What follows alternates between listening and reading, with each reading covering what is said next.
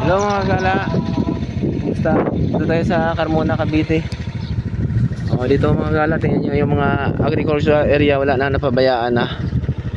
Kasi nabili na ng mga malalaking tao to at under development na. Ayan, tulad yan, yung mga bahayan na dyan. Ayan, kaya huwag kayo magtaka na kulang ng supply natin balang araw na mga pagkain natin.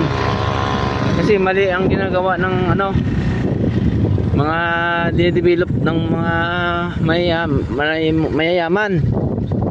Namimili sila ng murang lupain ng mga magsasaka, tapos dinedevelop nila.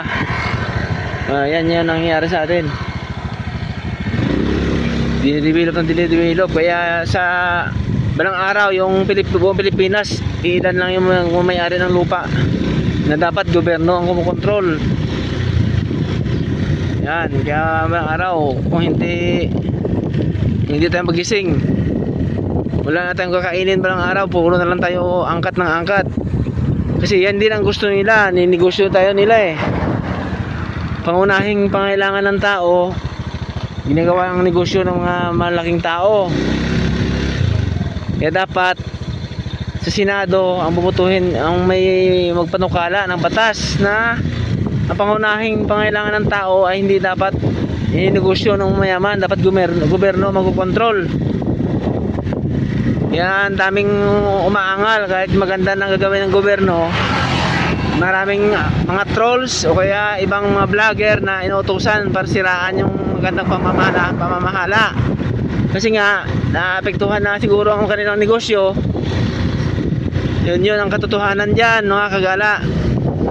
O yan, tandaan nyo yan. Ang dami kong iikot na malaking mga sakahan na wala na, under development na.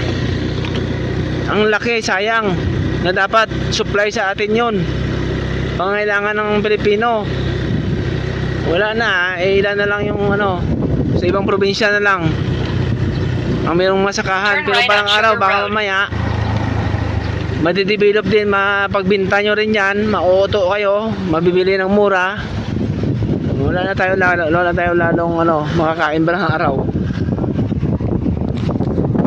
Yun ang katotohanan mga kagala. Yan, magising-gising na tayo. Bye.